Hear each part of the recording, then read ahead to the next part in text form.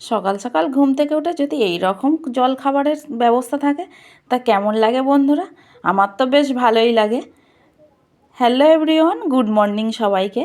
ঘুম থেকে উঠে আমি আর তোমাদের ছোট্ট পুচকু দেখা বেরিয়ে পড়েছি সাজুগুজু করে। উনিবাবু আবার না হলে বের হতে পারে না। তা আজকে একটু ঠান্ডা ঠান্ডা ছিল, তাই ওকে একটু গরম জামা পরিয়ে দিয়েছে আর বুট পরেছে। পরে বাবু টং টং করে হেঁটে হেঁটে রাস্তার দিকে চলে যাচ্ছে।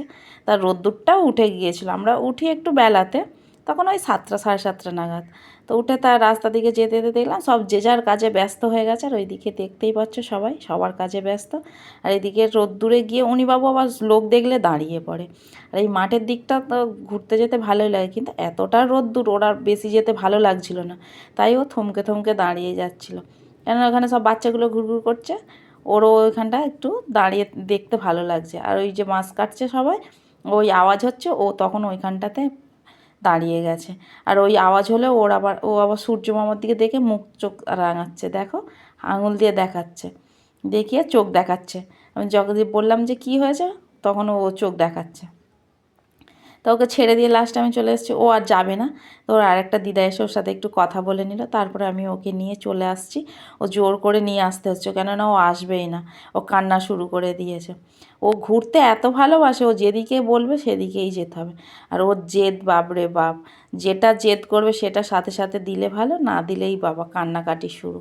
আর এই যে এইখানে একটা মাসি, উনি গাছে একটু গোবর করে দিচ্ছে, এগুলোকে ঘুঁটে দেয় শুকনো হলে।